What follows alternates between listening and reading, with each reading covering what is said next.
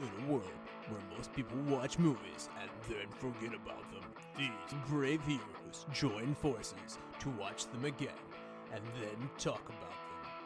Join them in their epic journey as they go back in time, a decade and beyond, to revisit and break down films from a vast array of genres.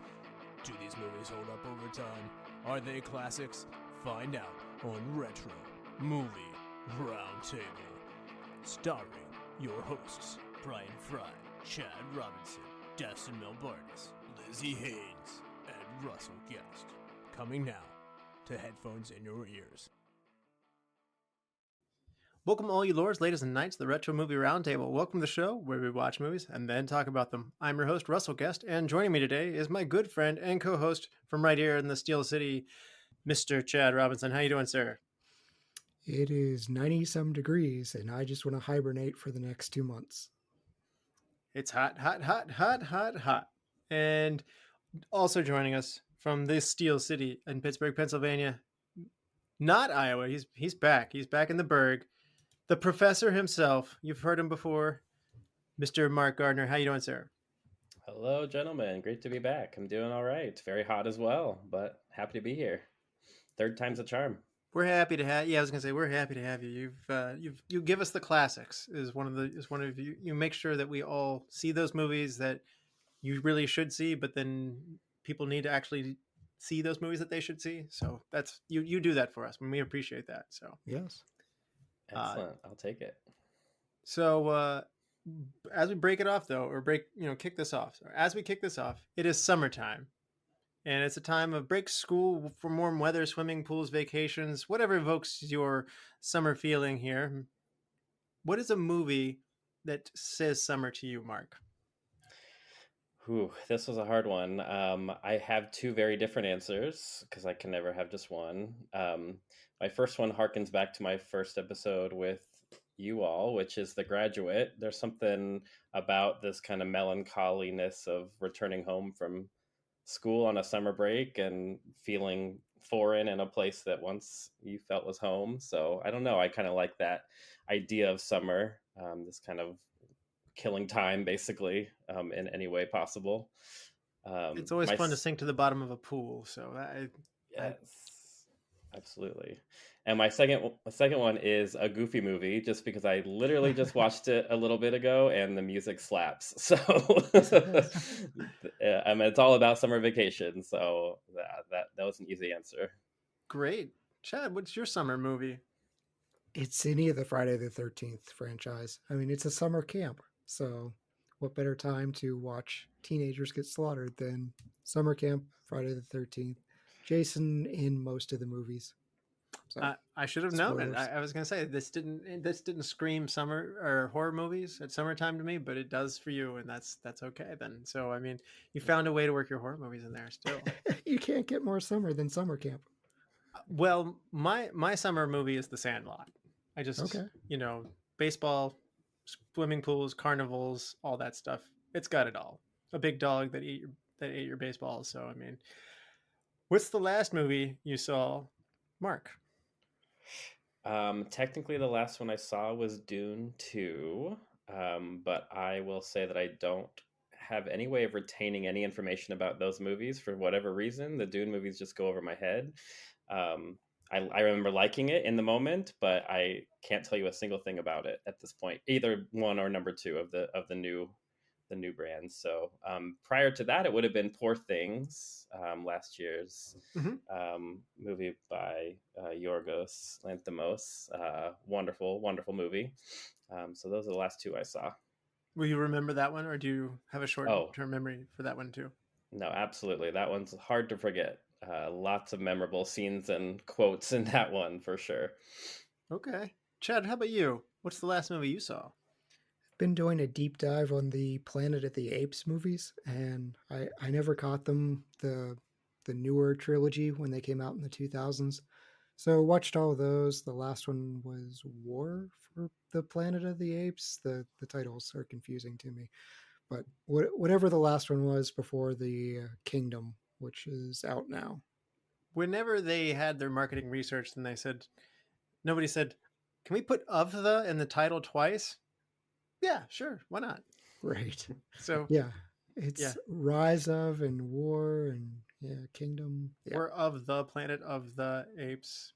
Right. It's just, yeah. They're a Long whole lot titles. better than I thought they would be, though. They I are better. really avoided them for a long time, but it's good stuff. They're good. They are good. My last movie I saw was in theaters. It was Despicable Me 4. It's a fun time. Grant enjoyed himself. Nothing's going to equal the first one. I like the second one a fair bit. So I think from here on out, Minion spin-offs included, Despicable Me has probably hit its, I won't call it mediocre, but it's a step down, from, but it's a place that can clearly earn over $200 million. So, I mean, that's a place where you want to be if you're a movie studio. So they're still getting everybody's money on that one. So, all right, Chad, what movie are we going to cover today? We're going to cover 1966's Who's Afraid of Virginia Woolf?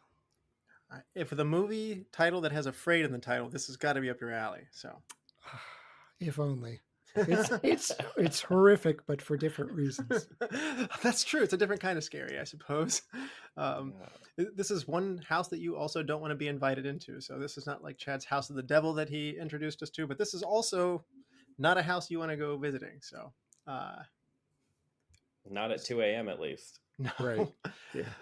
So this movie stars Elizabeth Taylor, Richard Burton, George Segal, Sandy Dennis. Short cast, but heavy cast. Release year was 1966. Budget pretty expensive for a black and white movie, $7.5 million. It grosses $33.7 million domestically, so it is a big hit. It's number 3 on the box office that year. It comes in just behind the movie Hawaii and ahead of The Sand Pebbles.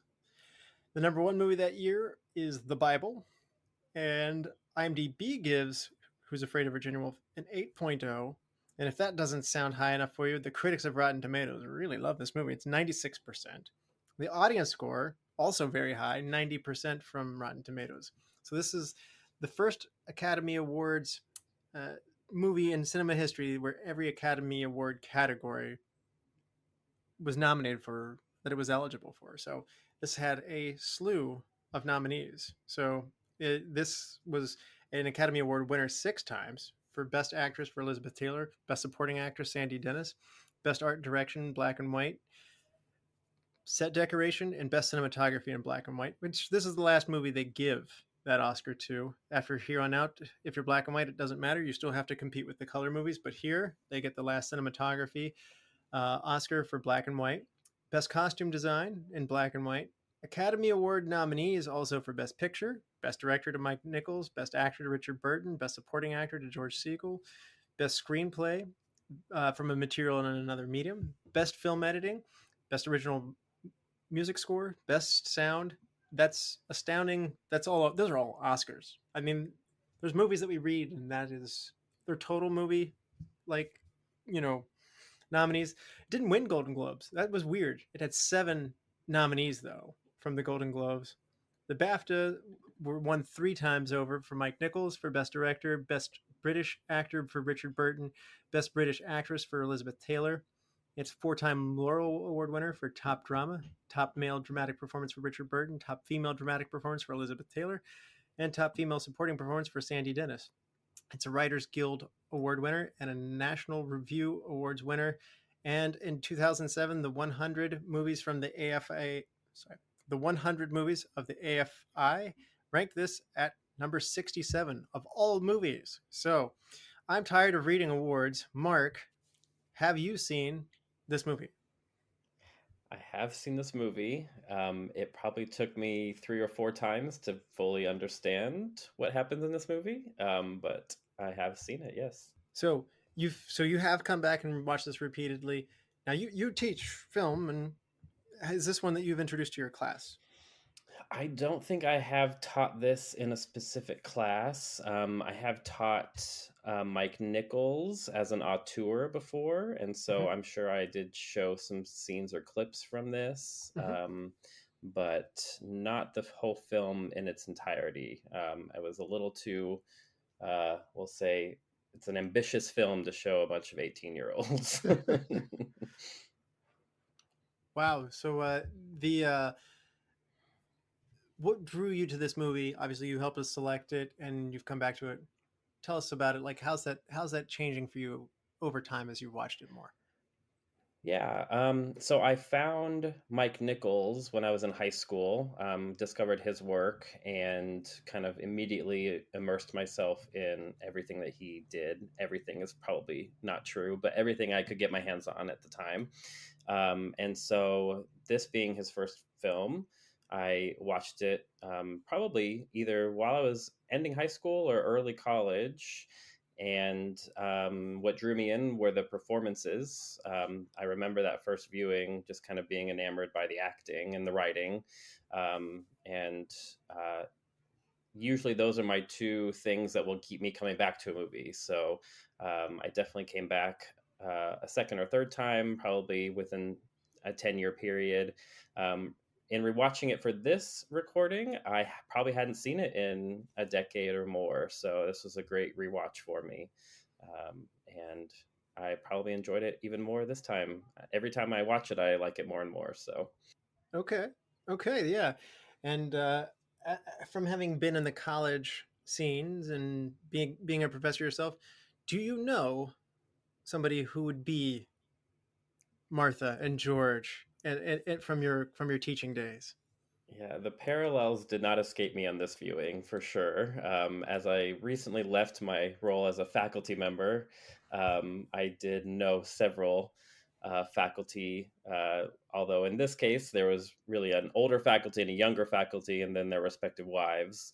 Um, but yes, there are definitely a lot of parallels in academia, positive and mostly negative. The stereotypes of faculty, it definitely exists. We'll start with the alcoholism. Definitely tracks with what I know about academics in general. Okay. Chad, how about you? Had you seen Who's Afraid of Virginia Woolf? I haven't. And what is with this year, Russell? We have had 3 movies that were eligible for color and are in black and white. This has become our thing with Earth versus Flying Saucers, The Hustler, and now this movie. So I know we weren't trying to, but this is a weird theme. Like it's one of those. If I had a dime for every time this had happened, it's happened 3 times this year. But so yeah, this was new to me. I looked up nothing other than Russell telling me Elizabeth Taylor was in it. I'm familiar with her. Cat on a Hot Tin Roof, uh, Cleopatra. So familiar with her work. This was a very different turn for me. This is like watching the world's slowest car wreck. And it keeps going and piling on and on and on. And Russell's heard me say this before, but for our viewers, I have a phrase and it's called I don't like being put through a movie. So things like The Revenant, that is just something that puts you through an experience. So this type of movie, while I can recognize great acting, like tour de force of acting, it's miserable, man. Like within 5 minutes, I'm just going, I want to leave. I want to leave. I want the other couple to leave. So it's going to be interesting from a film study. Our listeners know, or if you don't, I'm not a film buff guy. I'm not the one that's going to quote all the directors or things like that. I'm not Neanderthal about movies, but the academic exercises are not usually what I go for. So this will be interesting. This will be a fun episode, and I actually look forward to Mark helping me through this experience. No pressure. As we talk about that, though, I mean, you when you go to an art museum, you see pictures on the wall. Some of them are beautiful, some of them really connect with you, and some of them are off-putting and make you Yes. uncomfortable. All of And your art that's hanging in your house that I keep asking, why is this expensive? They drew rectangles in different colors. My daughter does that as well. Somewhere there's an art critic writing in that I'm a moron, and that's fine. but there's art to each emotion, and sometimes the art is not of a pretty subject, if you will. And I think we've already, even on this side of the spoiler wall, I'll still say, you know, we're we're um we're studying something that isn't a pretty situation, but it can be very interesting. And just because I certainly wouldn't want to write a story like this, it doesn't mean that it's not worth diving into. So I like that you said that right off the bat. It is a disclaimer. It will challenge me as a viewer as well. And but I do find it interesting to dive into these, and that's why I like to watch these kinds of movies. That's why I like this podcast. It's not all about just watching, the same old things that you would watch. I could watch science fiction and comedy and stuff till the cows come home. But I mean, this is fun to branch out and to try something new. I was new to all the actors. I have liked Mike Nichols as a director with the things that we've covered before with Working Girl and The Graduate. And I was excited to see more from Mike Nichols because I do think he's got a lot going on as a director here. This movie is well directed. So it's a first time movie for me, and we will get into this one on the other side of the spoiler wall. So I think this movie is definitely lives up to the you should see it category because there's nothing quite like it. And given when it was made, I was surprised. That was one of the big things. I didn't know movies could be this dysfunctional for 1966. So that was a surprise. So it gets raw. Yeah. Yeah. So if you want some controversy, come back after this. Welcome to the All 80s Movies Podcast. I'm Bill. And I'm Jason. And this is the podcast where we talk about the blockbusters, the flops, and everything in between from one of the freshest decades for movies, the 1980s. So whether you're a brain, a jock, a valley girl, or a Jedi, we've got some 80s classics for you. Do these movies stand the test of time? Are we discovering something new? Is there an 80s movie we're finally watching for the first time? Join us each week as we dive into the cinematic nostalgia that inspired and influenced a generation. From the hits to the cult classics, we'll discuss our earliest memories, favorite scenes, fun facts, and our not-so-favorite movie moments too. It's the All 80s Movies Podcast, now available on all major streaming platforms. Please subscribe and happy listening.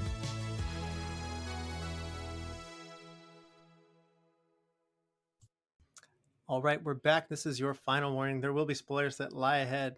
So, Chad, for those who haven't seen Who's Afraid of Virginia Woolf since 1966, do you want to refresh people's memories? Who's Afraid of Virginia Woolf is a 1966 film adaptation of Edward Albee's play of the same name. Our story unfolds over the course of one evening and follows the volatile relationship of an older married couple, George and Martha, who invite a younger couple, Nick and Honey, over for drinks after a faculty party. The evening becomes a series of intense, emotionally charged confrontations as George and Martha expose the painful secrets and resentments of their marriage. They involve Nick and Honey in their games of psychological manipulation, revealing the dysfunction and despair underlying both couples' relationships. The evening culminates in George, air quote, killing their son, who it turns out was made up because the couple could never have children. George begins singing Who's Afraid of Virginia Woolf, a song that had been a joke throughout the night, to soften the mood, while Martha simply whimpers, I am. Yep. An unclear path that's going through here. What's real and what's not is definitely a big part of this, Mark. I mean, talk about this journey that we go on here. Yeah, absolutely. And I have to say, nicely done, Chad. When I saw that I didn't have to come up with a plot for this, I was elated that someone else was going to tackle that for me. So that's wonderful, and that was a great summary. I think a good starting point for this, because it takes place in one night, and it almost is chronological in that the duration of the movie almost is kind of in real time, which is very kind of a crazy thing to do in the world of cinema. But I think a good starting point is the fact that we meet our characters at 2 a.m. on a walk home from a party. And clearly there was drinking at this party and all of that. So I think that's a really fascinating place to even start a film, at this kind of post high of a company or faculty party, stumbling home at 2 a.m. And then, maybe 10 minutes later you discover, the left turn is, we're the after party. This young couple is coming over, and it's a surprise to our male protagonist, and kind of chaos ensues from there. So I think the whole idea that a story like this would take place in a single night, surrounding four people, two couples who really don't know each other at all, and then fulfilling the rest of the 2 hour long narrative, I think is really a daunting task to think about from a storytelling standpoint, but really creatively done. And you just never really know what's going to happen when that's your starting point. So fascinating stuff there. Absolutely. So I think one of the big things that I mentioned earlier was I was surprised. I was surprised for 1966. The Hays Code doesn't end until 1968. I have heard people mention that it fades out of existence more than rather it ended and there were fireworks and there was a big celebration in the street where we can say bad words and stuff like that. It was more of a gradual erosion of the Hays Code. Yeah. And so they gave this movie its unprecedented, this is a special important film. It has explicit language for language, it's not just language for language sake, but they gave it the title of no one under the age 18 will be admitted unless accompanied by a parent or guardian. Such a label had not been used at that point. It becomes commonplace going forward, but if you ever wonder what the first R-rated movie was, what the first, movie of this is the first one to carry that moniker. So it's basically that parental advisory. Who is bringing their children to this movie? Like, gosh, I get frustrated when I go to Deadpool and there are people with like 4-year-olds in Deadpool. Don't do that. But I can understand it's at least a comic book character. Who is bringing small children to this movie? This one more so than Deadpool. I really don't know. There's not much there for a small child to watch, but I was surprised. I mean, this is the first, this has got a lot of the first ones for everything. I mean, the newly appointed head of the MPAA, said years later that this film was like a burning arrow thrown into a haystack.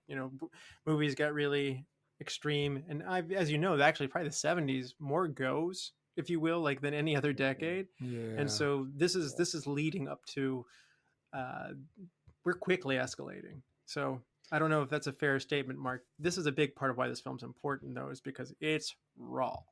It's real. Yeah, absolutely. And I mean, it probably is important to note, you mentioned Edward Albee's play was done on Broadway in the years leading up. So it was a fresh Broadway play that was very, very hot, very controversial, obviously. And that controversy kind of sped up the production of the film as well.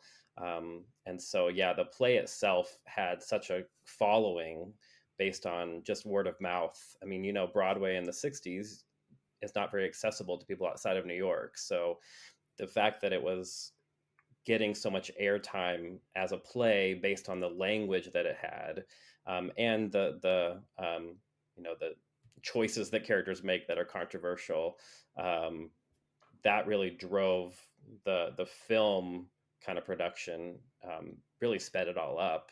And absolutely, the production code had already started to be faded out, as you said, Russell, and this was kind of the dagger, if you will, that made studios kind of determine what the ranking system was going to be moving forward. They didn't have the system that we have today of the R, the PG-13, all of that. So it that the history of this film is that it was kind of the studio's realization, I guess, that the ratings of movies is not an easy task. And this being kind of the first time that children were advised not to go to the film, on the surface, it doesn't seem like that, rough of a film. It's black and white. You have 4 characters, take place in one evening. But absolutely. The shockingness of what happens, what ensues, definitely started in the play and carried on easily into film audiences, which is ultimately what drew Mike Nichols to the play. I think to make it. I was surprised to see that this was aired on network television, but when it was aired on network television, some TV affiliates, depending on where you were in the country, said that 9 p.m. was still too late, or not. Mm. Or, sorry, not late enough. That they then bumped it to 11:30 to begin watching this movie, which is late to begin watching a movie with commercials and everything, on TV. But the other thing that struck me as odd was like, not only was I surprised this movie could be made in the 60s, but they can put this on TV at all. That also Right. surprised me. So, Mm-hmm. Absolutely. I thought, what editing must be done? I mean, I didn't know you could show drinking that strongly on network TV and the kinds of conversations and, attempted affairs and, Mhm. Domestic miscarriages. violence. Oh yeah, yeah. Mhm. I mean, Mhm. That was probably more commonplace, honestly, at that time. But well, it's to your point, Chad. I mean, there's things that are perhaps some of it may have normalized. This was the first time that a film had been able to say, in the BBC, even the British tend to be a little more lax about things. This was the first movie that used the word bugger, and so then, even in European sensibilities, which we cover blue as the warmest colors, there's a big difference in what we as American audiences will tolerate versus European audiences. But this is shocking for everybody at the time. Well, that one was rated X. So Yeah, well, you can't get worse than that. But that's my point, though, of like what where we were at this point in time. I think that's this changed cinema, and I think is that what's making it number 68 for you, Mark, or do you feel like this is an acting tour de force here? Then it's more about the character study and the acting that's pushing it to, again, AFI 68 all time, not just genre of movies, but movies in general. No, I think the impact is felt in the rating system to this day. So I think that maybe has a big part to play. I mean, I mentioned the play. The play was what was the language that was used in the play had to be dumbed down actually for the film. So what we're seeing in the film is a milder version than what was on the stage. So even just thinking about that dichotomy for the 60s, it was really all about, I mean, the performances, obviously, I think what maybe take the film home. It needs good performances. Without that, it wouldn't have done anything. But absolutely, the writing, the language, and it's interesting thinking about why it was rated as you described, Russell. It wasn't about the actions of the characters. It was almost exclusively about the language and the words that they highlighted, things like bugger, words that just we don't use anymore, and even if we do, they do not carry the amount of negative weight that they did at one point. Hump the hostess. Hostess, yeah, things like that was just like, it just kind of made the rating system, it almost gave credibility to the rating system more than it did anything else moving forward, knowing that there needed to be very distinct definitions of how films should be rated for their audiences.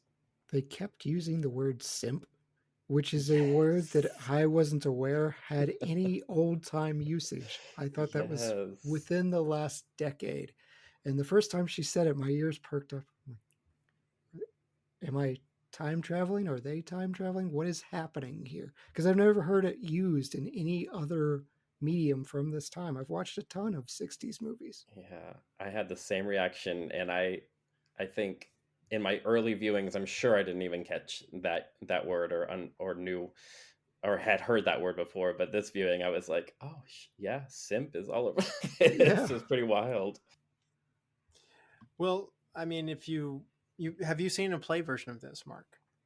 I haven't. No, I've read scenes, just a couple kind of snippets of scenes that compared the film and the movie, and it absolutely was more charged language in the play.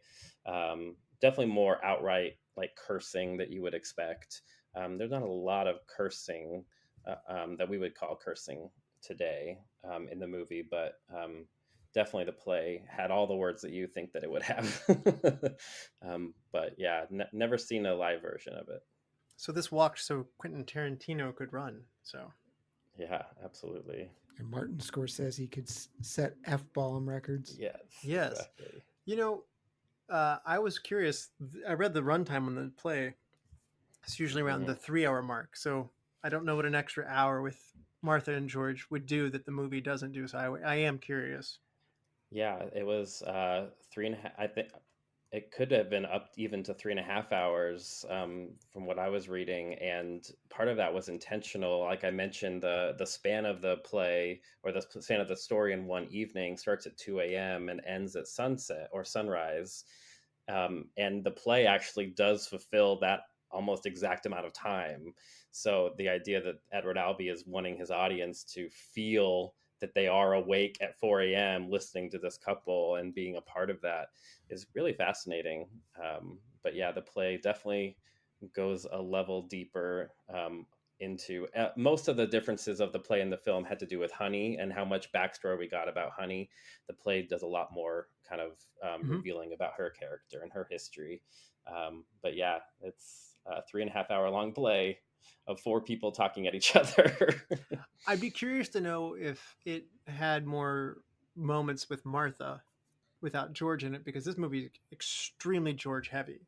Like it doesn't leave. In fact, I remember thinking when it finally happened, I was like, I didn't think this movie was going to do that. I thought we were just going to follow George the whole time, because it's way late when we see like a conversation between Martha and their guest. And I just didn't, Martha was in the house, Martha was off screen. There was a lot of this movie really followed George around a lot. So I was curious, and if this is not a director thing, this is how it's written. I was curious to know why we aren't following each of them more, because in some ways this is also walking so the real world can run, because if you give people alcohol in a confined setting, their behavior will get increasingly worse, and it turns out you can film that and show it to all of America, and everybody will watch the meltdown of people losing all of their judgment. So you just compared an AFI top 100 movie to the real world. I mean, it's got to be the template. I mean, right? I mean, I'm sure somebody at MTV said, I just got done watching Who's Afraid of Virginia Woolf. Man, they behaved so badly, and all they did was just keep drinking. And even when they should stop, they just kept going. They behaved even worse. I couldn't stop watching. What is that you said? I couldn't stop watching. Eureka! We've got it. We'll call it the real world. Reality TV was born. Yes, and music was therefore banished from MTV ever since. I think a really interesting thing that you pointed out, Russell, just now is the fact that Martha's story kind of takes a backseat to George. Kind of the biggest revelation of the narrative is when the idea of their child first gets introduced, and it actually doesn't happen on screen. It happens when Martha and Honey go upstairs or go to the bathroom together, and then Honey comes back and reveals that she now knows about their son. So that kind of very important plot point that Martha kind of controls did not happen on screen, and that has to be intentional. This idea that if George is going to be the driving force of the emotion, and kind of how we proceed emotionally throughout the film and the narrative, Martha's the one that's kind of dictating when that's happening, and not always happening on screen or so that the audience can see. So really interesting choices there. I want to point out that I need to read things like this sometimes because I don't pick up on them right away. But Edward Albee said that the title of the play, Who's Afraid of Virginia Woolf, which is a play on Who's Afraid of the Big Bad Wolf, is to him, who's afraid of living life without false illusions. That Albee's interest in themes in a multiple of his plays talks about reality versus illusion. And I think you said I had to see this movie a couple times, Mark. I think that's true, because I've kept rewinding and be like, am I not listening? Am I too tired? What? There's been a change in this conversation, and I just don't think I caught something. And I did it multiple times, and I just said, like, what is with me? Like, am I ADD? Like, what's going on with me? And that, I'm glad I read that, because it's not just me not paying attention well. I can watch a black and white movie, and I can watch a dialogue heavy movie. So I felt somewhat vindicated in going like, okay, yeah, it's not David Lynch. What's going on here? Like, the tables are not turned totally on its head here. But on the other hand, It's ambiguous, isn't it, Chad? I kind of keyed on into it immediately from that conversation that Mark is talking about. I was like, oh, the son is dead. And Yeah. I mean, the twist is the son is never around to begin with. Right. And I know we can talk about some of the changes, but I didn't feel the ambiguity, but there's this underlying tension and hostility of something left unsaid that just kind of permeates throughout the film. And we get all these other awful things of, hey, George is the Bergen boy. And so he accidentally killed both his mother and father, if that story is true. And Martha talks about sucker punching George, and we get the umbrella gun type scene, which everybody was way too chill about. Yeah. Everybody just immediately cracks up. If I show up with something that looks like a gun and pointed at my wife's head, I can't imagine 2 party guests I could have that would laugh. Oh, Chad, you're such a riot. Right. Yeah. That's this. You talk about House of the Devil, and we had a conversation of, are you leaving the house? And I'm not, because there's money involved. There's no money involved to keep Nick and Honey in this house. Like, Yeah. I'm out, Yeah. guys. It's 2 a.m. Y'all are being super hostile. You're being rude and aggressive. Like George is. I mean, Martha's hitting on Nick, constantly talking about his body. Not just a little bit, like Oh, yeah. really like dialing it up, not subtle. Really inappropriate comments and comparing weights to George. And George is not having it. And then Honey just kind of becomes this lush, and she starts getting into it with George. Again, at some point, the fact these guests stay through all the abuse and they don't have a tight relationship is insane to me. It is. I have wondered, there's so many times I was like, what point do I leave? Or, okay, I'm here at this point. At what point do I leave? And I finally said, I absolutely am not getting into the car with the drunk people driving. Like Right. that was my, like, I'm past my point. I'm past the point where I said I would have gone if I was past my point. I'm past the point of staying for my friend who wants to stay and watch this train wreck. The scene change. Let's all get in the car and continue this night. But that was my like, okay, I'm out. I mean, they do kind of establish the friends aren't great people either. No, 'cause they're not.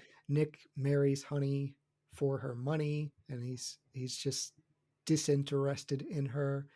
I don't know that you could call her a terrible person, but they paint Honey as, well, she is a lush, but she also, it's revealed she has an abortion, and she hid that from Nick.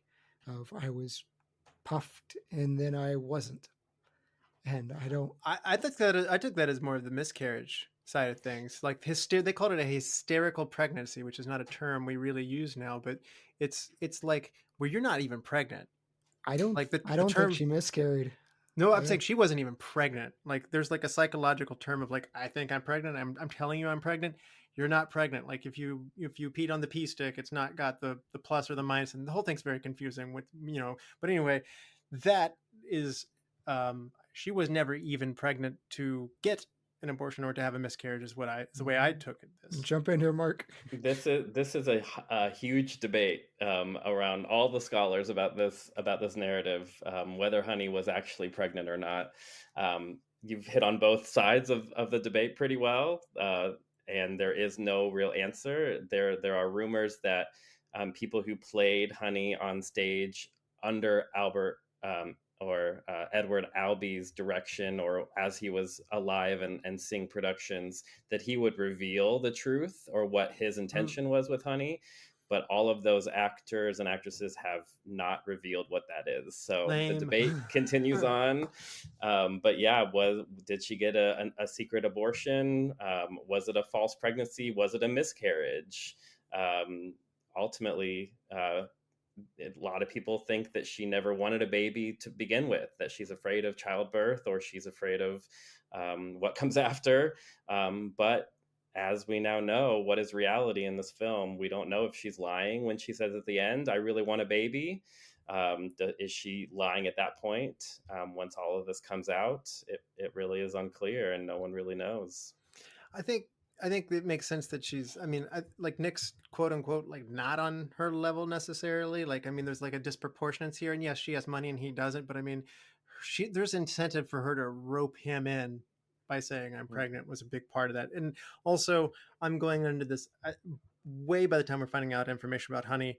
I've well established that, oh, Nick's not a nice guy either. Because when you go out there to the swing set, you're like, man, I feel bad for this couple. This is all really difficult. And in the conversation with George, like, oh, Nick's not nice. I don't like you either, Nick. In fact, and I told Chad, I said, I think George, for a while, you sympathize with George because Martha is letting him have it. Like, and he's kind of just being more passive aggressive about it, trying to play these things off as jokes.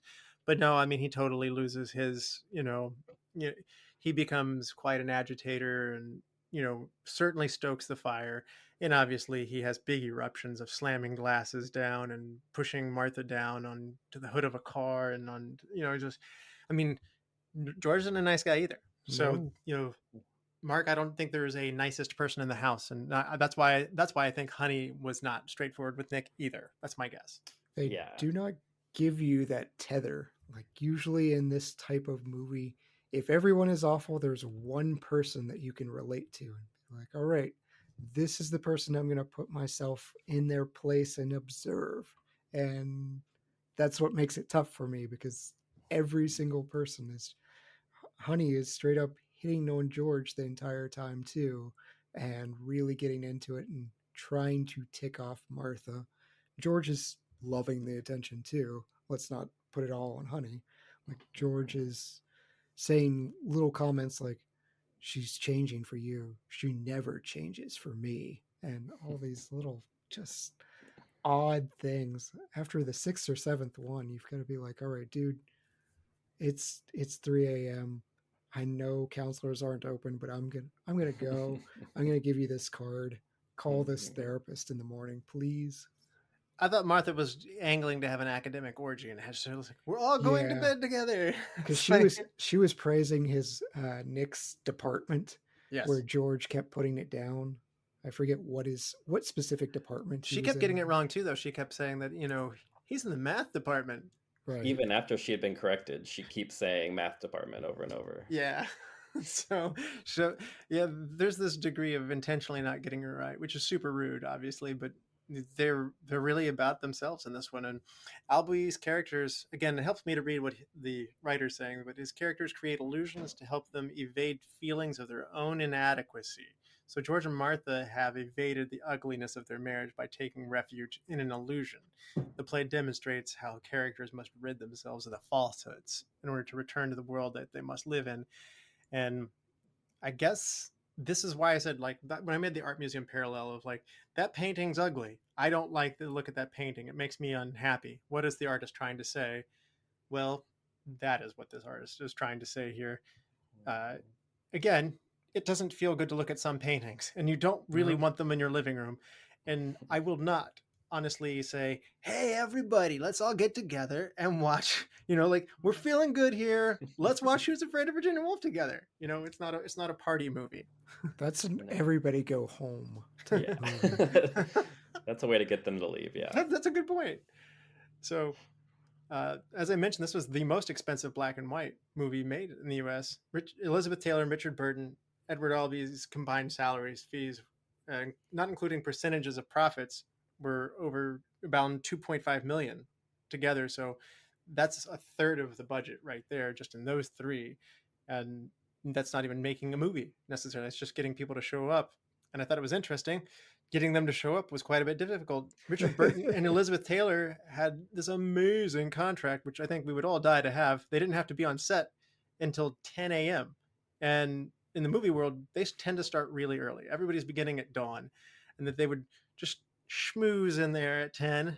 And then in addition to that, they would take long lunches too. So they'd have these very socialite type lunches and come in super late. And so, have cocktails and stuff like that.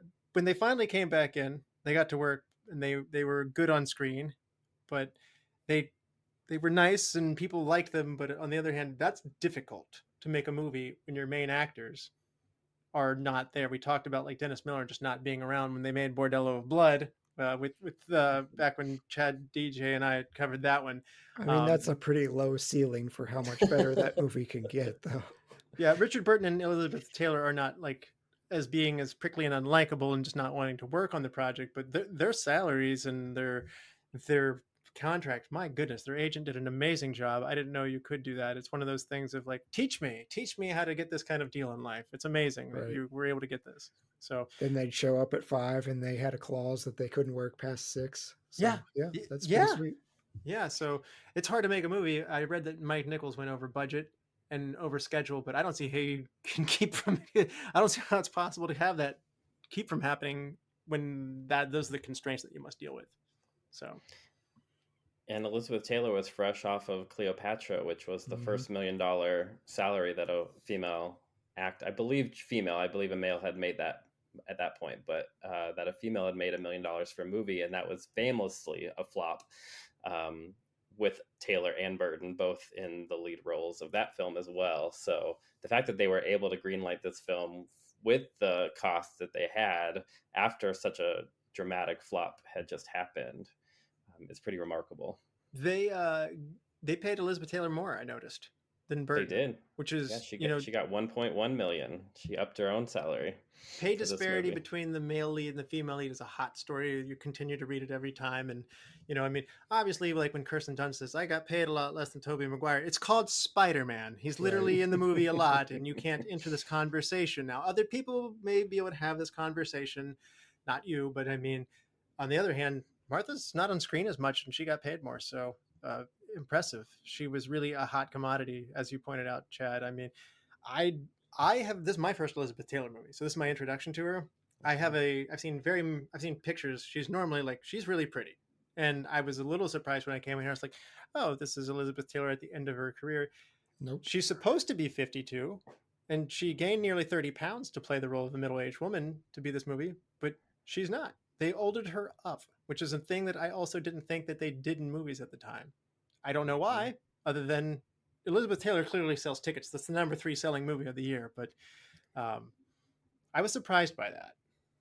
Yeah, Taylor was Jack Warner bought the script for the rights once the Broadway play exploded, and immediately Elizabeth Taylor was the first name attached to it. I think Betty Davis was tossed around as an option, but Taylor somehow secured the role very early on before anyone else had, before Nichols was on board, before Burton obviously was on board.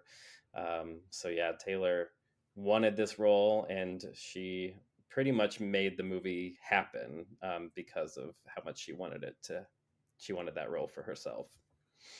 Well, Taylor and Burton had known, as you mentioned, Nichols from the theater side of things, and that they went to bat for him, saying like, we want him to be the director. So, yep. I mean, you're right. There was a lot of control there from the actor to be able to do that. Mike Nichols said the other actresses all at Elizabeth Taylor, though, in fairness, it's a small cast. And given that the director's coming from the theatrical world, Burton, Dennis, and Segal all had their roots in theater. Taylor, on the other hand, had spent most of her life in front of the movie screen, and that she knew her way around a set. She knew the tricks, the cameras, the lighting, and all that stuff. She's a sharp lady, and bringing her credibility onto this film helped everybody out in that transition. So it was a great surprise to be able to handle anything with the verbal moments and everything like that. She lived up to that salary. And as I said, this movie certainly grossed a lot more than it cost to make. So to her credit, it was money well spent, and people really seemed to rally around her in the studio. Yeah, Mike Nichols reached out directly to Elizabeth Taylor, asked if he could make it. He basically asked her permission if he could direct it, and she gave the green light to him. She pretty much forced Richard Burton to do the role. Burton didn't want to do the role, but she famously told him, maybe you don't have the power to play the role, but you've got to play it to stop anyone else from playing it. And so Burton agreed to play the role to satisfy his then wife. And yeah, Burton and Nichols were immediately brought on after that together. And you mentioned, Russell, they had a history on Broadway together as well in the theater. So they knew each other pretty well. Well, they're married together at this time, right? Well, I'm sorry, Mike Nichols and Oh. Richard Burton knew each other, had worked together previously. Yeah, she hadn't married Mike Nichols. She does marry almost everybody, though. She One of the few, yes. No, that was one she didn't marry. Yep. According to Mike Nichols, and Miriam Dietrich visited and completely just ignored Elizabeth Taylor, and she said it was very strange to get ignored on the set of your own movie. So, a little bit of spatty, catty behavior there, and I thought it was interesting. Elizabeth Taylor does. I don't know this movie, but the "What a Dump" line is from Beyond the Forest, and Betty Davis is actually in that movie. You mentioned that she was considered for this. She says she really didn't deliver the line in such an exaggerated manner. She's like, I didn't do it like that. Yeah, it would have been fun having Betty Davis do a Betty Davis impression. Yeah, exactly. Davis did say after this movie and how popular this was, she would go into like a one-woman show, like in kind of a camping, exaggerated manner and say "what a dump," and it would really get a good reaction out of the crowd. So she was imitating the imitator in order to do so. So the line took on new meanings after that. Again, perhaps this is just me leaving the time. I don't know Beyond the Forest, and so I don't know the context of that. And I'm not going to lie, I don't know Betty Davis very well. So this is one of those things where I need to dig deeper and come back and revisit that, because I read all of that and I go like, I'm missing a few notes of this joke. Because when they were doing it, I was like, oh, this is the thing that happens before cell phones exist, where you tell people, like, what's that line from that movie? And the other person is reading it to them incorrectly and they don't get the name of the movie right. And both people are wrong and they go in circles and they can do it for a whole hour. And it's all because they didn't have a smartphone that this whole night started this way. I miss those times so much where you could just say something and be wrong, Right. and not have somebody immediately go, the internet says differently. Like, just kills conversations. Well, in this case, maybe they would have begun their night more peacefully. Maybe Elizabeth Taylor wouldn't have been so frustrated and eating her cold chicken out of the refrigerator, like ravenously, which, again, I was expecting a glamorous Cleopatra. Nope. Elizabeth Taylor, and we did not get that. So No. As you mentioned, that the three actors had a lot of acting experience on stage. It's pretty well documented that Taylor did not start off filming very well. Their first few weeks were pretty rough for her. Mike Nichols went into a pretty deep depression because he didn't know what he got himself into, didn't think that she was going to be able to pull off. They actually film mostly chronologically, so the early scenes in the film would have been the first few weeks of filming. And then as the film goes on, obviously more chaos ensues. And I think, spoiler alert, I think she lands it. She does pretty well by the end. But yeah, those first few weeks were pretty rough. I guess several people visited set during the filming and saw the early sides from the first few weeks and commented on how bad she was in the role. And that Richard Burton was made for this role, but she is so miscast and you should replace her right now. So it was a really kind of difficult first few weeks, but I guess what ended up happening is that Richard Burton ended up giving her acting lessons every day. And so it's kind of said that Burton taught Taylor how to act and gave her acting lessons throughout, and then Taylor taught Burton how to be famous kind of throughout the course of this movie. That was kind of their push and pull or give and take relationship. But that the Taylor feeling natural in this role that I think she eventually did get to was definitely a process and was not an easy one at that. Interesting. Well, it doesn't show at all, to your point. Yeah, I mean, good on her for, she always struck me as a diva, but for having the humility to accept help and work and get better.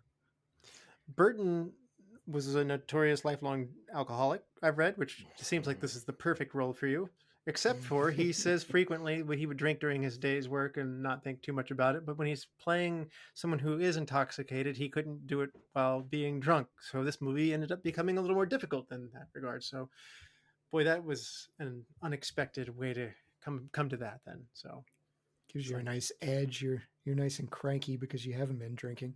So maybe, George. No, he's great in this too. Some people criticize him for having an English accent, which again, I think the professor taking the highbrow, like, I'm smarter than you. I could totally see somebody who's not even British. Like, it's just like Madonna one day just was British. It's like, why'd that happen? it's like, I'm aware you bought a house there. You're not from there. It's like, yeah, the heavy drinking definitely played a part in them going over schedule. Definitely Richard Burton was famously not able to memorize lines when he was drunk, which probably makes sense. So his monologues took days to film, and he probably got Nichols said he got one good take, and that's what they ended up using, but it would take days to get that one good take because he was always drunk. I read that Jack Lemmon was seriously considered and offered the role for George at one point, and before Burton was cast, he accepted the role, but then changed his mind the next day without, offering an explanation. Sources later said that the price was way out of balance, and Lemmon wanted too much money. Again, having seen this, I just really can't imagine somebody other than Burton playing this. Yeah, and to have them married in real life, playing this couple, I think is kind of an important key to this relationship. Being able to watch it on film. I think Judd Apatow made This Is 40. His wife Leslie Mann is in it, and while Paul Rudd is not, he's kind of playing the part of Judd. There's something that's close to that. I mean, the person who this is being written about, their life experiences are in there. To your point, Mark, this case, it's not a story about these two, but these two are literally married. So I think that is a very interesting thing. And, they did several movies together. So I think I don't have the exact number in front of me, but this is the fourth on-screen appearance for the two of them, I think. Yeah, that sounds right.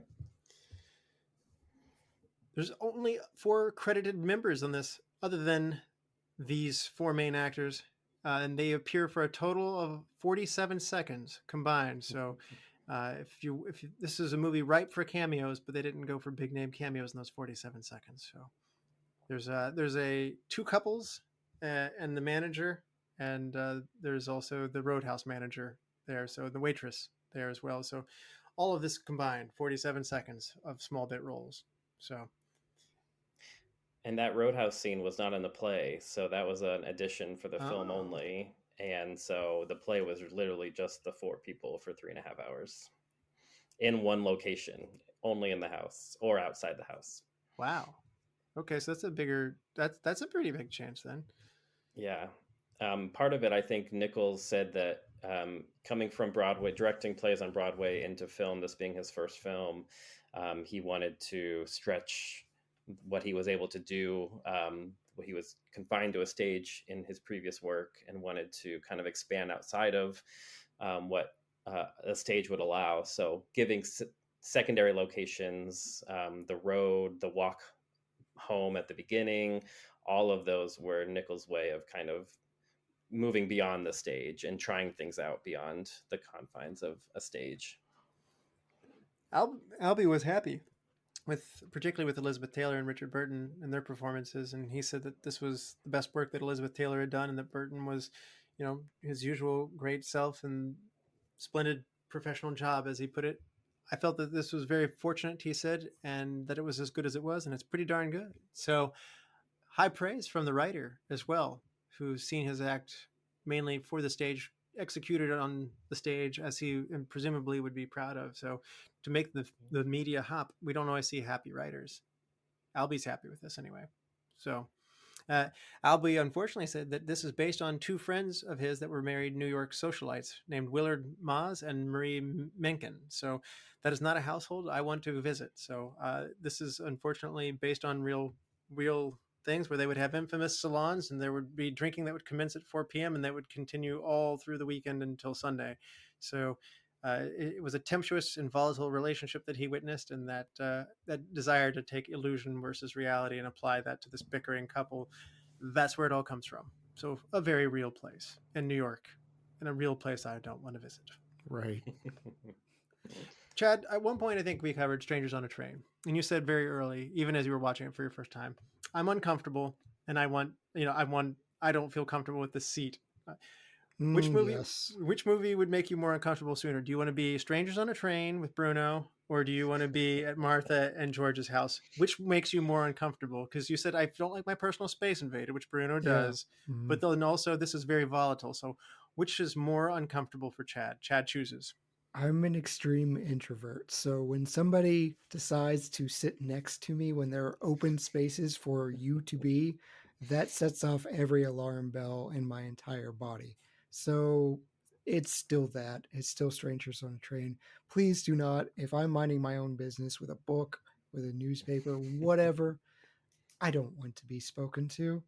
Unless you're there to offer me $1 million, please just leave me alone. That's my goal in life, is to have other people leave me alone. This is the current struggle I have with my neighbors. Like, I have spoken to them and I said, I don't want to be your friend. I want you to leave me alone. Please stop sharing your music with me at midnight.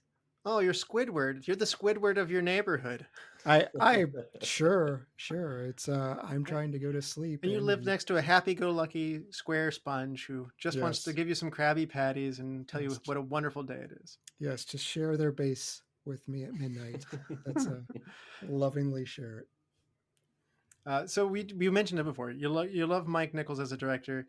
How do you feel like he's doing here at his first time? Yeah, so this was at this point in Mike Nichols' career, he was already a household name, which is kind of remarkable if you think about it. So if you'll bear with me, I might go back in time a little bit to give you a little bit of background about him. So he started in Chicago as a sketch comedy artist, sketch comedy performer. And he started in an improv troupe that eventually would become Second City Improv, which you may be familiar with. A lot of SNL people have come out of that troupe. It still is in existence in Chicago. It was called something different at the time, but it ended up being Second City. That's where he found his counterpart, Elaine May. And so Nichols and May were a comedy duo that were frequenting the Ed Sullivan Show. They were doing their own live recordings that were topping the charts. They won a Grammy Award for their comedy. They were just extremely popular for the 1950s, probably the most popular comedy duo of the 1950s. So Mike Nichols' name was generally known pretty much anywhere. So he found the natural progression. He never called himself a performer. He always thought of himself as a director. And improv, sketch comedy, comedians will tell you that it's not really about the performing, it's about the preparation for the performance. And so that's kind of how he transitioned pretty easily into directing. He started doing Broadway plays first, and his first Broadway play that he was gifted was Neil Simon's Barefoot in the Park, which featured a young Robert Redford. Kind of was the vehicle that discovered Robert Redford. And the play was hugely successful. Nichols won a Tony Award for Best Director in his first play that or the first Broadway play that he directed. And then that kind of led him into want to start directing films. He signed on to do 3 films with Warner Brothers. The first was The Graduate. And then there were 2 others, one of which that ended up getting made. But none of those were his first films, as we now know. And when Jack Warner bought the rights to Virginia Woolf, he contacted Elizabeth Taylor right away, said, I want to be your director. When she was on board, all the chips fell for him to get that part and to take charge of the film adaptation.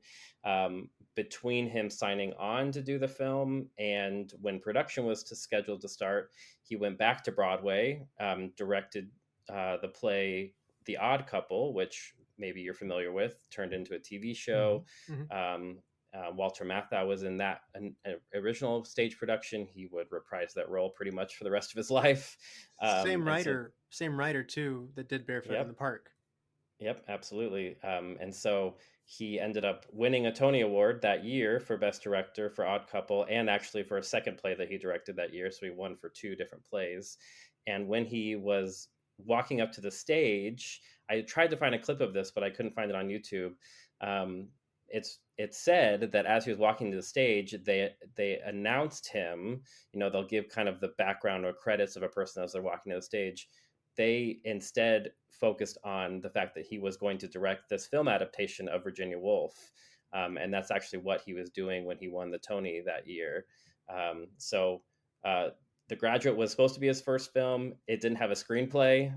It took a while to get that screenplay made, and so he pivoted to Virginia Woolf, and cranked that out in between Broadway plays, and that ended up being his first film. He really had no knowledge of filmmaking at that point. He didn't know at all what to do with the camera and moving around a scene.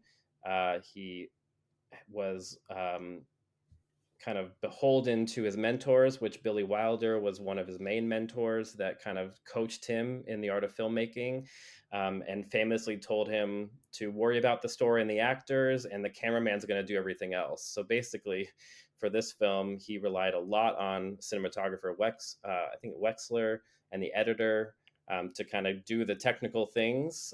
He kind of just told the actors what to do.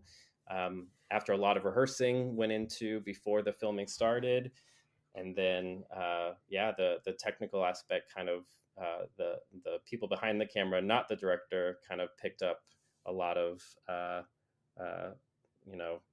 undue pressure to fulfill what his vision was, basically. So Nichols learned on the job how to be a filmmaker, and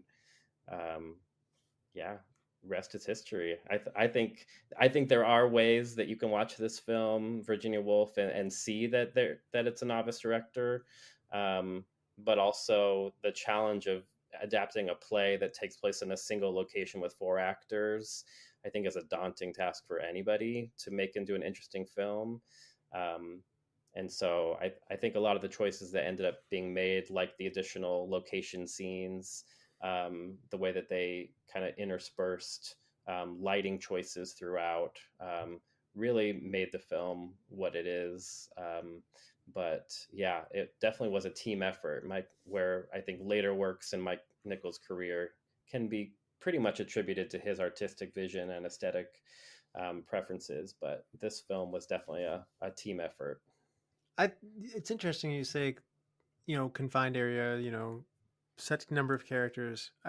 My comparison, when we covered 12 Angry Men, there were a ton of close-ups, a lot of close-up images and stuff of people. And Lumet would say that, where you shot, whether it was down below, up above, or head on, and all these things were continually changing as the movie went on. And here in this case, Mike Nichols doesn't really want that. He avoided shooting too many close-ups in this movie, and he believed that those should only go to the important moments in the lines and the drama being meaningful in those moments. Like towards the end, that's a beautiful shot as Martha's coming down from that huge night and actually being embraced by George. It is these moments. There's a lot of these heavy hitting moments. You can't tell if they're real or not, but when George is telling some of these stories, just like, I was thinking, this seems like a thing where you would zoom in. They resist doing that too much. I mean, I guess it is all hard hitting drama the whole time, so maybe you would just get you can only zoom in but so much. But I just thought that was an interesting point of restraint. It would start feeling trite for me, like every time they zoom in on one of these hard hitting lines. It's like, feel bad. So I do appreciate his restraint there. And to Mark's point, I like that Mike goes back and he says, hey, I was cocky. I was afraid of Hollywood and I did really stupid things. People told me to shoot on the Hollywood backlot and I didn't do it. I shot in Northampton. And he says, I didn't know anything about movies. So he looks back and he's like, yeah, I probably should have just used the studio backlot instead of actual colleges or Northampton. But I'm normally I'm normally a big fan of doing it on location. Like when we covered Naked City, seeing the city actually is really wonderful. In this particular case, it is so internally driven. Like Maltese Falcon is like it's quote unquote San Francisco. We don't see San Francisco at all. It's all just they're talking in It's an black office. yeah, they're talking in fairly barren rooms. So I got to give the set design the cluttered. It felt academic. Their house was messy. It looked disheveled. It didn't look like a happy, tidy 1950s or in this case 60s home. It didn't necessarily fit the stereotype of what you would see as an on-screen couple. So it read through in their atmosphere as well. One funny story though from Mike Nichols being his first time interview or first time director. He said that a colleague told him that fire someone on the first day just to show someone who's boss. And so there was an unlucky person receiving the receiving end of this, the first assistant director. When Mike Nichols overheard him say on the first day shoot, he said, "Oh well, it's just another picture." He was offended and just said, "You're fired." So that nonchalance attitude, he fired him on the spot. So he took his advice and fired somebody on the first day. So I kind of thought that would be like, it's like I was just kidding, man. He really did it. Like, Yeah, don't take the Grand Moff Tarkin approach of fear will keep them in line. Like, come on. It's not the best way to get creatives to be creative. I was going to say Harold Ramis did Caddyshack, very different kind of movie, very different kind of crew, obviously, and the kind of people you're dealing with. Yes, exactly. There's many drugs on that set, but I mean, Harold Ramis kept going like, everyone kept calling me Mr. Ramis and was really super respectful to me. And after about a few days of it, I realized that they were mocking me. So Mike Nichols fired somebody quickly so that they wouldn't mock him. In fairness, though, it's a tiny cast and two of them are your friends already, so it's got to be a good introduction there. The studio did not get along with them though. Obviously going over budget and overspending and over time doesn't make you happy, and apparently the editor Sam Osteen said the studio thought they would kick him off, but you know, in fairness, the Burtons, as he put it, would walk if they didn't do that. So Taylor and Burton would have, you know, walked had that been the case. So they went to bat for him to get on the movie. They went to bat for him to keep him on the movie. They were rewarded because Elizabeth Taylor said this is probably my best work, and clearly the Oscar nominations were there. Yeah, the studios, part of the reason they filmed on location, as you mentioned, Nichols attributes to getting away from studio heads, being able to do whatever he wanted, not having them watching, basically. Mm-hmm. But in post-production, that came back to bite him because they were so angry that he was over budget, that the filming was too long. They actually filmed it in color and then ended up changing it, knowing that they were going to always do black and white. Mike Nichols always wanted it to be black and white. The studios wanted it to be in color. But Nichols and Osteen kind of decided early on that we'll film it in color and we'll change it in post. During the post-production, Nichols was technically fired from the film. They kicked him off the lot. They wouldn't let him come back. And basically for 2 or 3 months, Nichols had nothing to do with the film after it had already been shot. But he did stay in touch with Osteen, the editor, secretively. So everything that Osteen was doing was still under kind of the direction of Mike. And it wasn't until Mike pulled a string with someone he knew in the ratings board, the people who decided the film's rating. He had a pull there. And they ended up being much more lenient on their rating than they were originally going to be. And Nichols made that promise that he would get it rated to be, you know, not the worst, but the next worst. And that's how he ended up getting back on the film and credited. So it was definitely a touch and go post-production process for sure. You mentioned at one point Mike Nichols being new to this and maybe not having faith in Taylor, thinking this isn't going well. That carried through to the premiere too. I read that he was very nervous at the world premiere, that Sam Osteen, the editor, was talking about it. He, according to Osteen, it was the world premiere. It was a full house. He invited several people, the press, everybody's there, you know, I mean, and the two of them sat in the back row and they had no idea that Mike was just a basket case back there. So the picture started and he said that this print's too light, or oh, I can't believe they said that, or this shouldn't have been that way. He kept moaning and groaning throughout picking his own work apart. It's too light, it's too dark. And in the end of it, Mike said, let's just get out of here. I don't want to see anybody's reaction. We really blew it.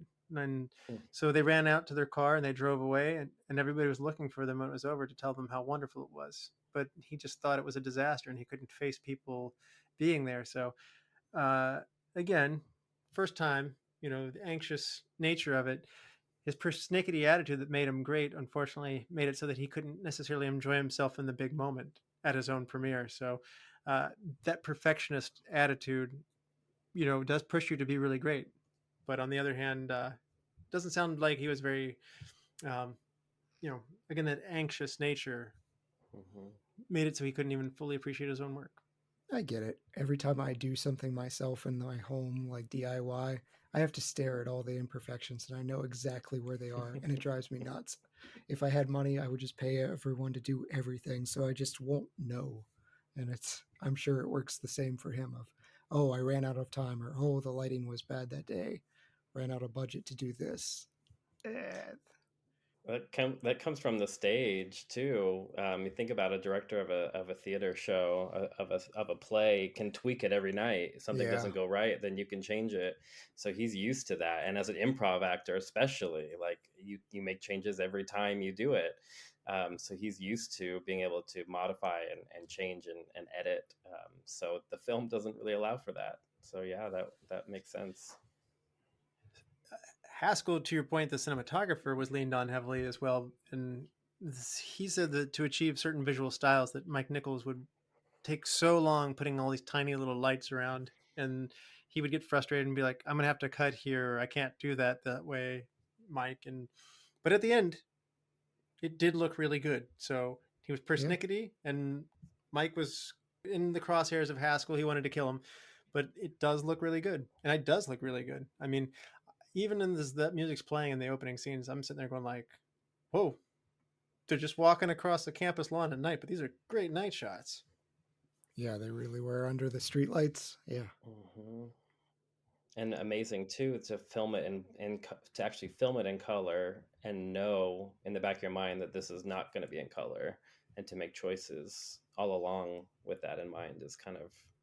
I read that they needed to also do it though because the makeup work on Elizabeth Yes. Taylor looked far more I heard that as believable in well. black and white, which I believe when we did Some Like It Hot with Jack Lemmon and Tony Curtis, I have seen color photographs of them as ladies, and I'm not saying that they're really convincing ladies, but they look a little bit Frankensteinish. They're kind of they look waxy and weird, and when it's in color, and I'm sure the makeup work of today's times have taken it decades ahead and can do most amazing things, but at least at that time it was a lot better just to let them be black and white. So I believe it. I was honestly convinced. I got done watching the movie and I thought I watched a woman in her 50s.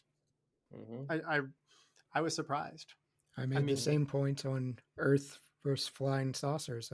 I warned you, don't watch it in color because the effects start looking cheesy. They look great in black and white for the time, but once you add that splash of color, it's like, the illusion shattered. Why do you think they wanted this one in color so much?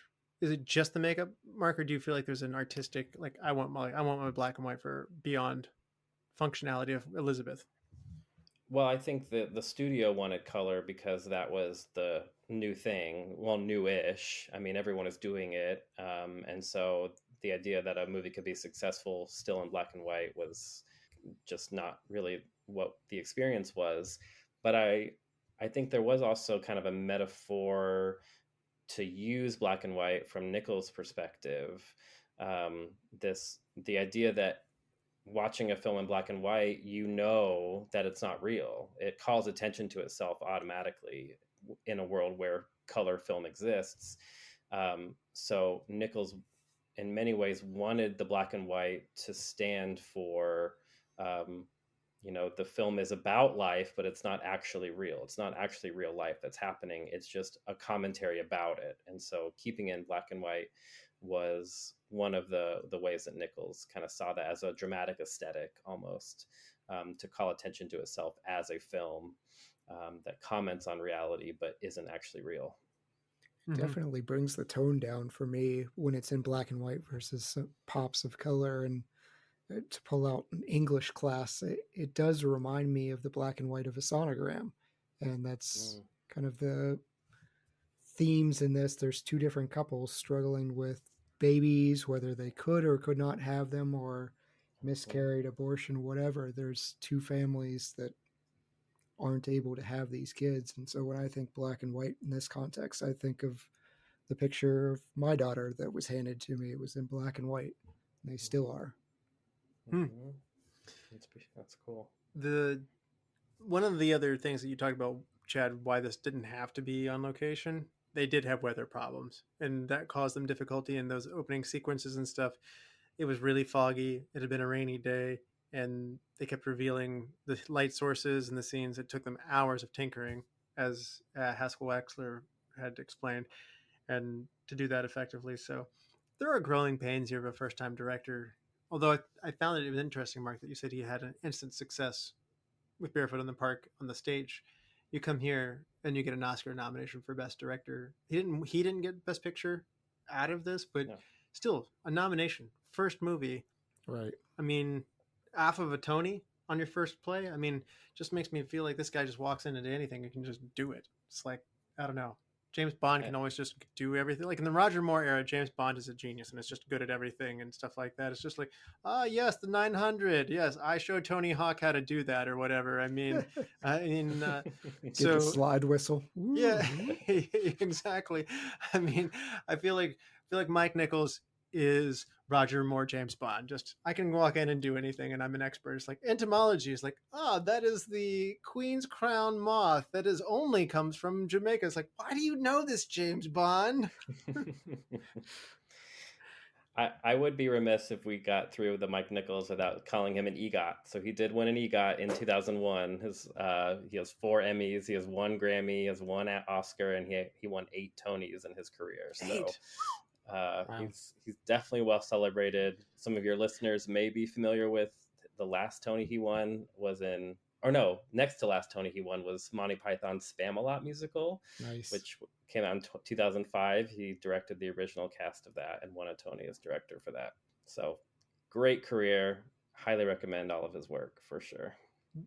So what do you think about the music here? Again, we have a very poignant movie, and obviously when we did The Graduate, he went to Simon and Garfunkel and delivered some of the most memorable soundtrack music you've ever seen. This may not be as iconic as that, but there makes these resonating moments hit harder for me. What do you think? The music had no lasting impact on me. I didn't even remember that there was music, honestly. I saw that it was Grammy nominated, and it made me question Right. if I had the volume up. Like, I don't remember there being any music in there. Maybe it was just the dialogue or the performances that distracted me from anything else going on. But I have no recollection of music, and he uses music in so well in so many of his movies. The Graduate you mentioned, Closer is another good one. Just really, really smart with how he uses music, and I couldn't tell you a single note that was played in the soundtrack of this movie.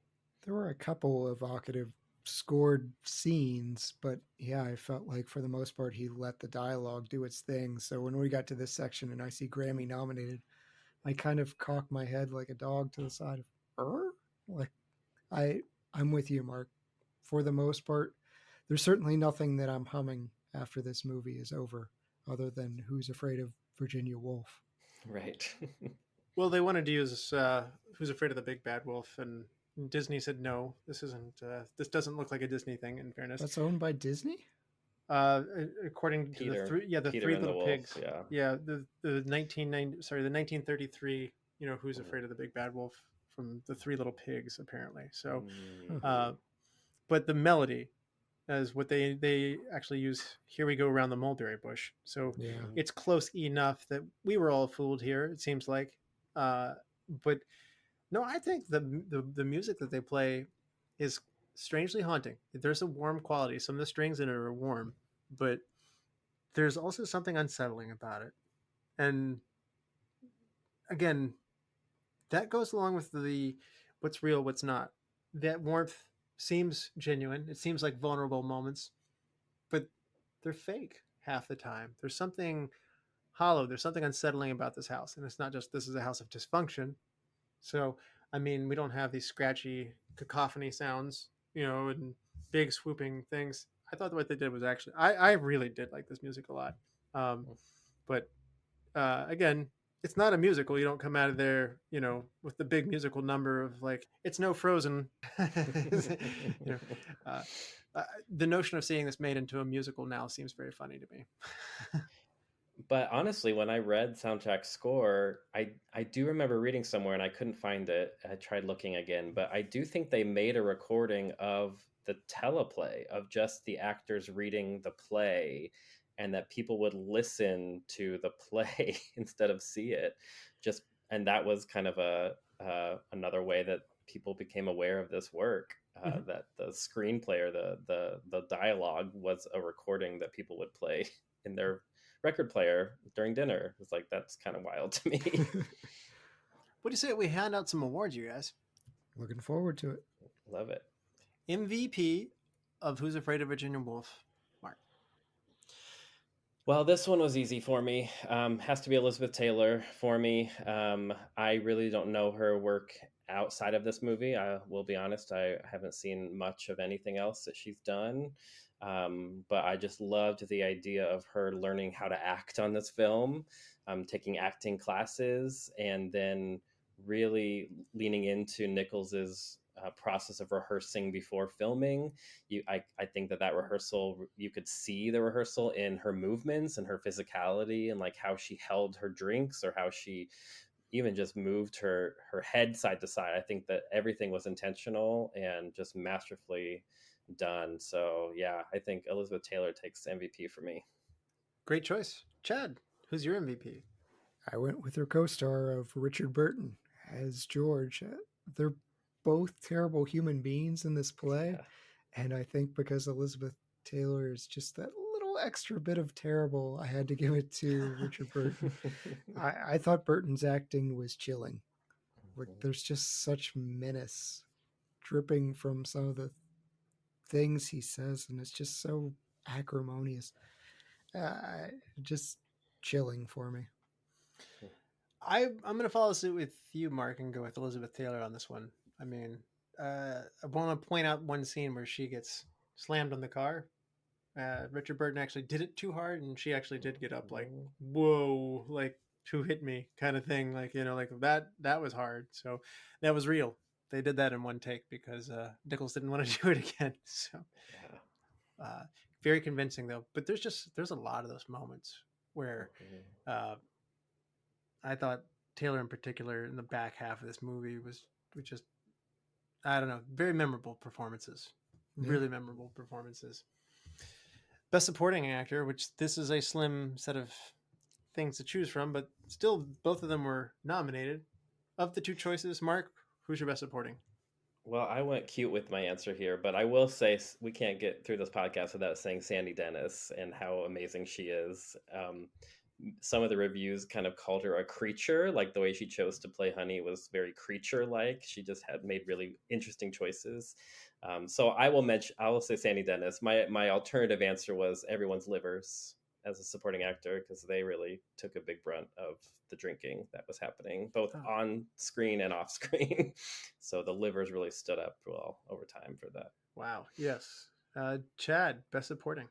If Mark didn't get to her, I was going to. So I went Sandy Dennis as well. She's almost the village idiot who can't handle her liquor, but there's something about the naivete that when George is telling that awful story about the guests and she's slowly realizing and going, I don't like this story. I think because we've spent nearly 2 hours of her just being so naive and coming to this realization, it made it really compelling. And it made me feel incredibly terrible for her. Mm-hmm. Yeah, I'm going to go with Sandy Dennis as well. And she actually does a range of things. She comes in at the beginning, she changes. She's goofy. She's angry. She's sad. She has actually a lot of the extreme ranges here. So, Hidden gem, Mark. So obviously we're running out of people. I think my hidden gem is probably the set decoration, but I'm also going to put Mike Nichols in parentheses because I know he played a really big part in kind of filling the house with props. He handpicked a lot of the books that were on the shelves in their kind of main area where most of the filming takes place. I think most of the titles of the books had to do with fertility or parenting or childhood education, and that was all intentional. Something that obviously I didn't ever see any kind of titles, but I think in general the set decorations were really really awesome, and I know it could have been filmed on a studio lot and probably replicated the same way, but yeah, they really made that house feel authentic. Even like as she's walking around cleaning up the house before they arrive, I just feel like all of those props were awesome. Nice. Chad, hidden gem. Agnes Flanagan. She is a waitress at the restaurant, and I don't think she had a single line. She just slowly carries the water and drinks to the table and walks away. But you know what? It's super uncomfortable, and she somehow made that scene more uncomfortable. So kudos to her, I guess. So Agnes Flanagan is also Elizabeth Taylor's hairdresser in this movie too. So it's yeah. So they didn't go too far for those extras. They just said, "Come out of the hairdressing room," and there you have it. You earned a Chad's hidden gem in addition to all the other awards in this movie. Frank Flanagan appears as the motel cafe innkeeper, and he was the movie's gaffer. So again, these tiny little 47 seconds of movie, they just got people from their crew. So are those nice? Do we know if those Flanagans are related? That would be wife and husband. Yeah, that's kind of cool that he cast another wife and husband to play the two other parts. Yeah, absolutely. My hidden gem is going to go to Haskell Wexler, the cinematographer. I think this movie is really, really well shot. I think it's hard to keep the energy going on a movie this long with so much dialogue. How you do it to capture the motion of it. I talked about how 12 Angry Men did it differently, and in fairness, they're going for different feelings and different emotions. The camera work here is phenomenal for what it has to do. So that's, I think, I almost would say MVP for Wexler,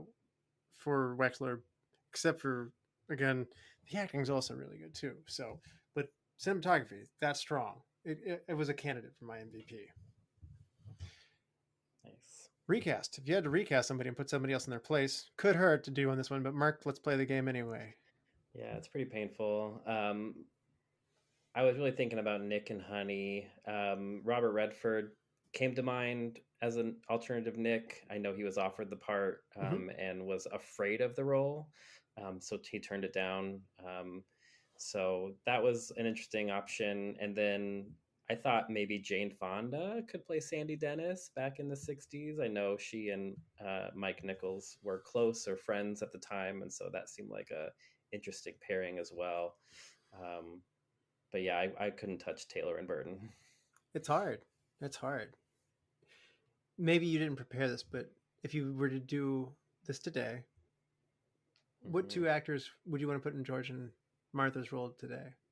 I think Michael Shannon comes to mind as a good George. And Martha. Oof. I don't know. A Martha. Scarlett Johansson would be pretty good. Yeah. Yeah. I guess too pretty for the role. Get role. kind of crazy. I mean, Elizabeth Taylor's gorgeous too.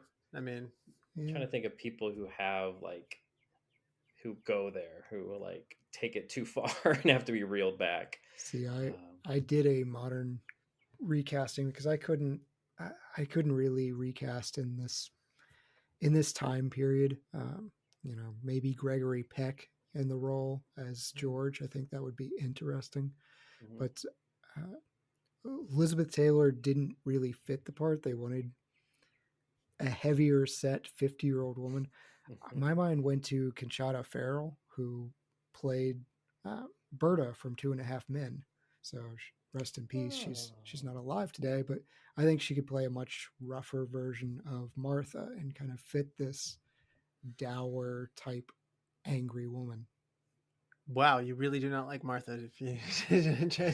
Chad's giving her the Berta treatment. I like Berta, but I think how the character is described as Martha lends itself more towards the Conchata Ferrell than it does the Elizabeth Taylor's. It's heavier set, middle age, and older woman. and Elizabeth She's still got to Taylor be doesn't. capable of seducing Nick. So I I kind of don't like think the Nick idea really of like would. maybe she used to have it. You know what I mean? Like maybe she used to be really pretty, but like she's not treated herself very well, which is what I got off this character. I don't know. Fair. Yeah, everyone's drunk though, so Right, yeah. everyone looks better. Yes, this movie is definitely brought to you by Bacardi or by every alcohol, Seagrams, and all of them. So my recast, I also had a hard time doing this, and so I said Henry Fonda for George was a thought that I had. Good actor, Hmm. could maybe do it. Yeah. Best shot, if you had to pick a best shot, Mark. Mine's one of the last scenes, when it's just the two, George and Martha, and it's starting to get light outside. I love the idea that all the interior shots for most of the film had lots of shadows, even though it was in the middle of the night. There was lots of shadows in the house. Mm-hmm. But then in the last scene, when the sun is coming up behind their shoulder, it's like everything's getting lighter outside because the sun is coming up. And so I love the idea that this was actually the most lit that the characters were at the very end. Once you have this big reveal about the fake sun and the big blow ups that happen, the sun is coming up over their shoulder, and I think it's beautiful. No, it's great. I mean, beautiful shot movie here. And Chad, what do you think? What's your best shot? Mark said it better than I could. It's that final shot of George singing over Martha's shoulder as she's just kind of whimpering. I think the lighting and everything is really powerful.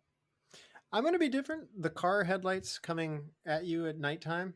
There's trouble in the air, even in the shot. Like it's not well. Like it's a low perspective. And the way that it shoots the car coming is so indicative of the mood. And I told you, like, the night shots in this are just really good. I mean, even the beginning night shots as they're strolling across the campus at Northampton is very, very good too. I mean, I couldn't get off of those. That was my favorite of the night shots that I liked so much. Mark, best scene. I'm gonna flip it. So my best shot was at the end. My favorite scene's the beginning. I love when they first enter the house. She goes to the fridge. They're in the kitchen talking. I just love how the camera plays with the actors in that single room in the kitchen. You really start to see their dynamics taking shape, taking form. The pacing of the dialogue is great. You can tell that they have been well rehearsed. So it's that whole, and definitely Taylor's characterization is solidified at that point for me. So it's that opening scene once they're in the house. Chad, how about you? What's your best scene? It's George telling Nick the story of the Bergen boy. And you sit there wondering, like, where is this meandering tale going? And maybe you get an idea that it might be real, or he knows this person. And it isn't until later that Martha confirms. She mentions him having a little Bergen. It's like, oh, okay, this was about George, and he has just admitted to somebody he killed his parents. So there's it makes that scene much more powerful. I actually have a hard time, even after having gone through this twice. I don't know that he did. I don't know either. It's very ambiguous what that story really is all about. I think he might have. Maybe he did. I don't put it past him. I won't argue either direction, because I watched it twice and I was like, I don't. Yeah, like I said, these are moments where I'm just like, am I not paying close enough attention, and why am I not getting all of this? So I don't think Chad, that scene though, Chad, Richard Burton was very drunk in that scene. Yes. That was the monologue he was filming. He kept forgetting lines, and it took him forever to get through it. They got finally one take, and after the fact, the cinematographer reveals that the exposure was wrong, that it looked like it was daytime. And so Mike Nichols said, "We are not doing it again. It took us forever to get it. You're going to do anything you can in post to make that look like it's night." I bought it. I think it looks great. Yeah. It's crazy. I like the scene where Martha and Nick go upstairs to have their affair, and we see that despite their horrible dysfunction, despite how much George hates her, he's very visibly bothered. He slams the door open. I mean, he's noticeably, he doesn't want this to happen. He's watched the whole thing happen a million miles coming, but now that it's actually happening, it's a lot for him to deal with. I like that. I like, because you're sitting here wondering, it's just like, why are these two people together? They shouldn't be. And no, they totally shouldn't be. They really shouldn't be. No. They're not good for each other, but there's something in them. I mean, Martha has her moment too later when she's casting Nick off. I really like how there's real life relationships like this where it's just like, wow, you shouldn't be together. This is bad for you both. But there's enough there that was enough to, in the forming of this, that keeps you together, that you won't neither one will let go of. And those are powerful moments. So mine has to do with when George hits the chimes on the wall, and it's all too much. Okay. Best wardrobe or makeup moment, Mark? I love the reveal. Well, Martha, first of all, is the only one who changes her outfits, and she does it at least 3 times, maybe 4 times in the movie. But it's the reveal of her in her tight leather spandex and little low cut shirt. I call it the Sandy from Grease moment, and George calls it your Sunday chapel dress. So that was my favorite part, my favorite wardrobe moment. Yeah, that's a great choice there. And Chad, how about you? What's your best wardrobe or makeup moment? All of the wardrobe, I think, is well done because it all becomes more and more disheveled. But I definitely want to call out Elizabeth Taylor's wardrobe as well, because she starts in that cocktail dress, and by the end, she's got this loose, casual wear just to brilliantly reflect what's been going on for this entire time. So just the whole wardrobe.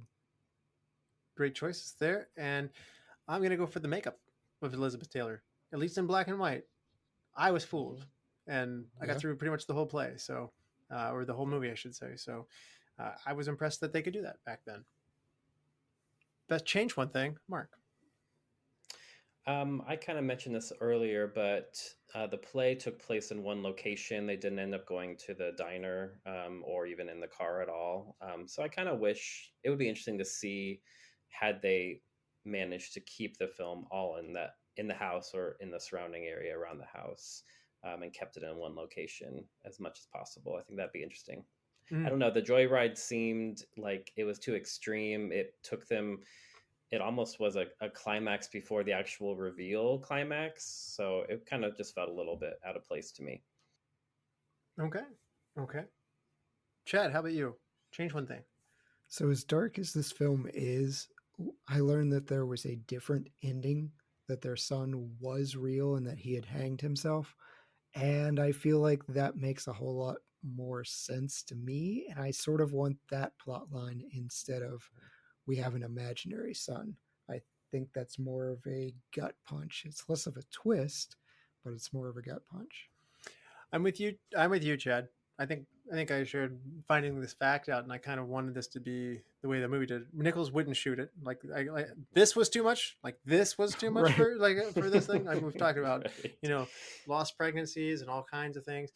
I really, like Chad said, I'm not so much sure that there was a death of a son.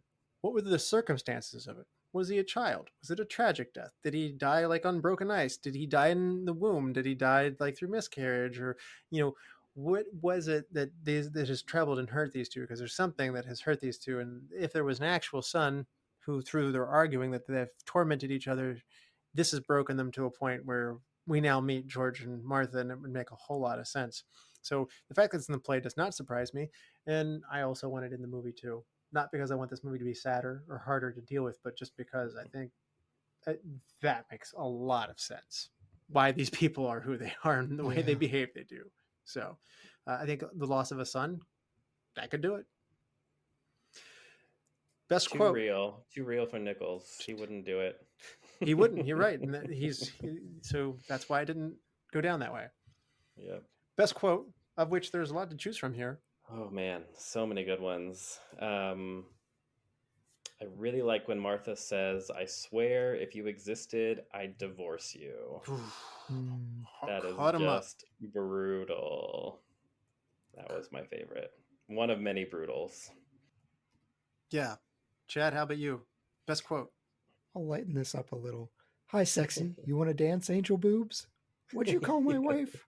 Like, what a weird thing to call a woman. Just angel boobs.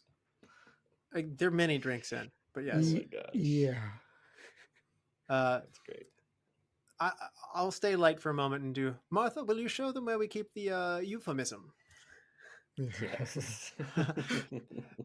That was good. But the one that I really do like the most, and I mentioned before, I like when Martha delivers this one, when she says, "I disgust me. You know, there's only been one man in my whole life who's ever made me happy. Do you know that? George, my husband, George, who's out there in the dark, who's good to me, whom I revile, who can keep learning the games we play as quickly as I change them, who can make me happy, and I do not wish to be happy. Yes, I do wish to be happy." When Elizabeth Taylor's delivering that she still cares about George, having cast Nick off, I really like that scene too. It's powerful. Yeah. All right, we've come full circle. Mark, on a 5-star scale, half-star intervals, what do you give this movie? I'm a clean 4 out of 5. I really, it's up there for me. Definitely one of my favorite Nichols. Definitely one of the better acted movies that I can think of. So yeah, 4.5. Okay, Easy. Chad. This is the moment. I'm bracing myself because I know. I know. Ready. Yeah. What are you going to give this movie, Chad? So I absolutely understand why this movie is impressive and what it is really well done. But here's the catch for me. When I do ratings, a lot of times I'm imagining a scenario where I would want to rewatch this movie, or I would want to share it with other people. I want to do neither of these things with this movie. Mark has helped me though, because I came in at 2.5. I'm gonna bump it to a 3. It's All right, I'll take it. Really well done. 3 is not a knock on this movie's quality. This movie is of the highest quality, and I understand all the praise it gets. It's not a fit for me. Yeah. I'm happy to add it as a checkbox though. So I need people like Mark to say, go see this, because this is not a movie I would seek out. So I like those experiences. Yeah. I'm not way off from your experience, Chad. Like this is a unhappy movie, if you will, and that's a hard place for me to be, but I'm also really glad. I like the challenge of this podcast to go in and to study these things. So I will kind of do what I rarely do. It's probably a 4.5-star movie because it's made incredibly well. It's thought-provoking. It's really interesting. Its acting is phenomenal. The cinematography is terrific. It means a lot. It holds a lot in its place for what it did in the film industry. I think that this is a hallmark movie for the actors involved. I want to know more of their work now. Mike Nichols is amazing in this one. So yeah, this is, you need to see it. Having said all of those things and along your lines, Chad, this is a 3.5 for me because it does not feel good. Like I get done with this and I don't go, man, I'm glad I watched that. There's a bit of a hump to get over. So if Russell was a film critic and I'm not, I might do this is a 4.5, more like this is where it is. But like you, Chad, I would watch this movie with someone who says I've never watched this movie and I'm curious and I want to talk to you about it, because I have enjoyed this conversation probably more than I enjoyed watching the movie. 100%. Yeah. Yes. So I think that that's still, but if you don't watch the movie, you can't have that really enjoyable conversation. So I'll say that. That's fair. That's fair. And Definitely. you I'll definitely, take it. you have to prep somebody if they say, I've never seen this. Russell prepped me for like 2 weeks on this movie. He's like, this is not a happy movie. This is not a happy movie. I didn't know what I was signing up for. And just reading these texts, like, maybe this will work out. Sometimes what upsets Russell makes me very happy. I really did want to calibrate Chad going in there and soften the blow so he wasn't broadsided. I like to be, I don't want spoilers, but I do like to know. He was trying to set the mood. It was like the opposite of candles and flowers. He's just like, get yourself in the worst mood possible. Yeah, that's fair. But so now between The Graduate and this, from a Mike Nichols standpoint, which one would you return to? I like The Graduate. I like The Graduate The, a lot. the Graduate is a problem because my last name is Robinson, and Okay.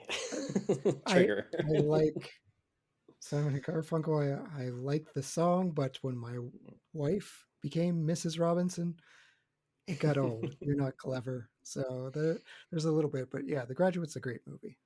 I think it's grown on me even since you introduced it to me on the show, because I've gone back and seen it since then. So I do like The Graduate. And so I would put that above this in my Nichols catalog. And like I said, I really like Working Girl when we did it. It's you know, I put it above there too, because that's just one of those movies like, that gives me all the feel goods. It's the opposite of George. I was hard on that because you know, my working environment is a cubicle, and at the end they had this triumphant choir come in for her cube job. I'm like, oh, I'm sad for your future. That's where I'm at right now. So that colors my, you know, she's shattering glass ceilings. I'm like, oh. Right. Chad, do you want to help me pick a movie for next time? I would love to. Arg, it's time for a pirate film. We haven't done one. Treasure Island is option number 1 from 1950. A treasure-seeking adventures from young Jim Hawkins and Private Captain Long John Silver. Option 2, something a little more ridiculous. Yellowbeard from 1983. After serving 2 decades in prison, Yellowbeard breaks out determined to recover the treasure that he buried so long ago, alongside his son and old crew, the British Navy. And option 3, Return to Neverland by 2002. In London during World War II, this story of Wendy's daughter Jane, who is kidnapped by Captain Hook and Peter Pan, must come to the rescue.